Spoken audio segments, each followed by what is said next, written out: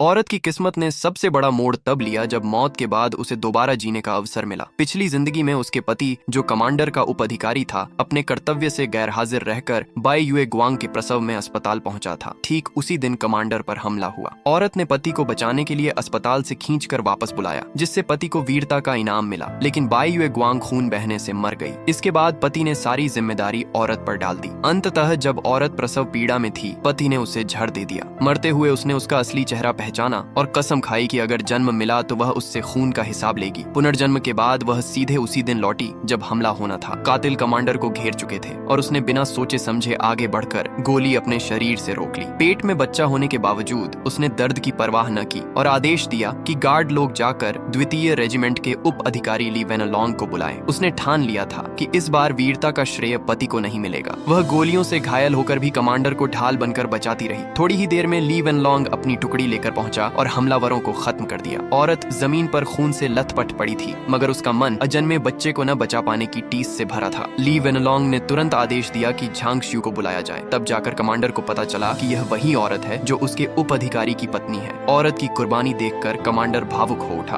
और आदेश दिया कि पति को हर हाल में लाकर पत्नी से मिलवाया जाए। लेकिन आधा घंटा बीत गया और पति नहीं आया, जबकि वह पास ही था। फिर भी उसने आने से साफ इनकार कर दिया। उसका कहना था कि यह सब पत्नी का नाटक है और वह किसी और औरत की डिलीवरी में व्यस्त है। यह सुनकर औरत के होंठों पर कड़वी मुस्कान आई। जब से बाई युए गुआंग लौटी थी, उसका पति बदल चुका था। वह ड्यूटी छोड़कर उसी की सेवा करता, यहाँ तक कि कमांडर की जान जोखिम में डाल दी। और अब जब पत्नी मौत से जूझ रही थी, तब भी उसने इसे चालबाजी समझा। ये सोचते ही औरत का दिल टूट गया और उसने खून उगल दिया। कमांडर का गुस्सा भड़क उठा। उसने खुद जाकर पति को पकड़ने की ठानी, लेकिन घायल होने के कारण रोका गया। तब ली वेनलोंग ने कसम खाई कि चाहे जंजीरों में बांधना पड़े, वह पति को लाएगा। काफी देर बाद दरवाजा खुला। औरत ने उम्मीद से सिर उठाया, पर सामने उसका पति नहीं बल्कि उसकी सास खड़ी थी। सास ने ताना मारते हुए कहा कि अब तो उसके लिए कितने ही मर्द जान देने को तैयार हैं। औरत को पिछली जिंदगी की यादें सताने लगीं। कैसे पहली बार गर्भवती होने पर सास ने उसे गर्भपात की दवा दे दी और पति ने दिखावे के लिए सास को घर से निकाल दिया। औरत ने सोचा था कि पति बदल गया है, लेकिन जल्द ही सच्चाई सामने आई। पति और सास दोनों ने मिलकर बाई युए गुआंग को ही अपना असली घर बना लिया था। आज फिर वही सास उसके सामने घमंड से कह रही थी कि असली पोता तो बाई युए गुआंग के पेट में है और ये शादी सिर्फ उसके पिता की प्रतिष्ठा की वजह से हुई थी। उसने तलाकनामा फेंककर जबरन साइन कराने की कोशिश की। कमांडर यह सब बर्दाश्त न कर सका और आगे बढ़ा, पर सास ने उसे पहचानने के बजाय थप्पड़ जड़ दिया। कमांडर का चेहरा गुस्से से काला पड़ गया। उसने तुरंत आदेश दिया, झांग शियू को बर्खास्त किया जाए। अब उसके पास न पद रहेगा न शक्ति। कमांडर देखना चाहता था कि जब यह सहारा छिन जाएगा, तब पति और सास किस तरह बाई युए गुआंग का साथ देंगे।